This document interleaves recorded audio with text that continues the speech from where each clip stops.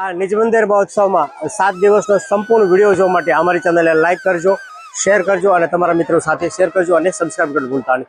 જય મુરલીધર દાદા, જય મહાદેવ. જય મુરલીધર દાદાના નિજ મંદિર પ્રવેશ ઉત્સવ નિમિત્તે પચ્છે ગામમાં આજે જે આ મહાભંડારો ચાલી રહ્યો છે તેમાં આજનું મેનુ છે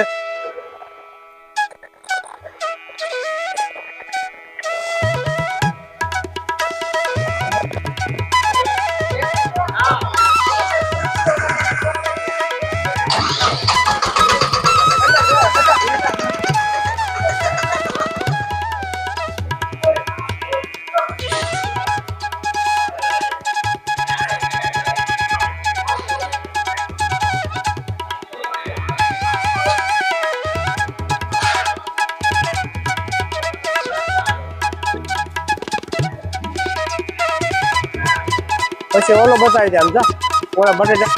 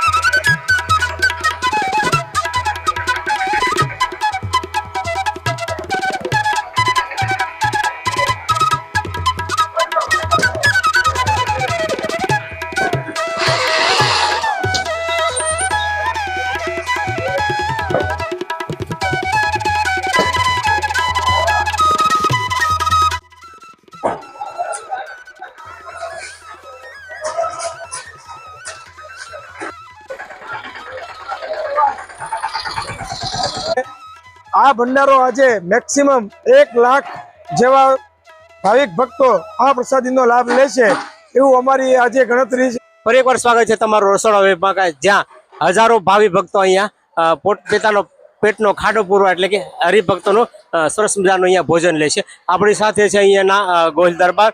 તો આ 7 દિવસ દરમિયાન જે કાંઈ અહીંયા રસોડા વિભાગમાં મેનુ છે એમને આપણે પૂછી. જય મહાદેવ, સ્વાગત છે તમારો અમારું. આજના આ મેનુ વિશે તમે બોલી જાઓ છો. જય મુરલીધર દાદાના નિજ મંદિર પ્રવેશ ઉત્સવ નિમિત્તે પચ્છે ગામમાં આજે જે આ મહાભંડારો ચાલી રહ્યો છે તેમાં આજનું મેનુ છે ફાડા લાપસી, ખમણ, શાક, રોટલી, છાશ, દાળ, ભાત. અને આ ભંડારો આજે મેક્સિમમ 1 લાખ જેવા ભાવિક ભક્તો આ પ્રસાદીનો લાભ લેશે એવું અમારી આજે ગણતરી છે અને અમારું એટલું એસ્ટિમેટ છે. ખાસ કરીને તમને વાત કરું તો માત્ર ખમણ જ અમે 50 કિલો જેવા ચણાના લોટમાંથી 600 કિલો ખમણ 80 થી 100 માણસો બનાવી રહ્યા છે. એ પ્રમાણે તમે જોવો તો કેટલો મોટો ભંડારો ને કેટલું મોટું રસોડાનું આયોજન આ પચ્છે ગામ યુવા શક્તિ ગ્રુપ દ્વારા આયોજિત કરવામાં આવ્યું છે.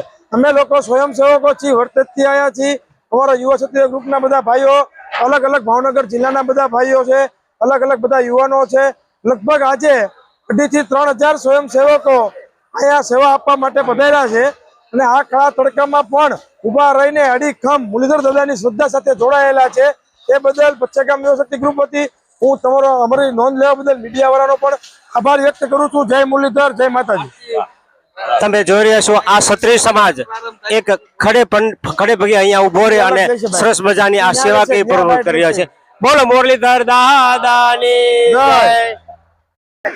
જય મહાદેવ મિત્રો, હું છું વિજય ગોસ્વામી અને તમે જોઈ રહ્યા છો અમારી યુટ્યુબ ચેનલ મહાદેવની મોજ. આજ રોજ પચ્છે ગામ ખાતે નિજ મંદિર મુરલીધર દાદાની પ્રાણ પ્રતિષ્ઠા મહોત્સવ નિમિત્તે જે યુદ્ધ ચાલી રહ્યો છે તારીખ 22ના રોજ આપણે આવી ગયા છીએ અહીંયા ભવ્ય રસોડા વિભાગમાં.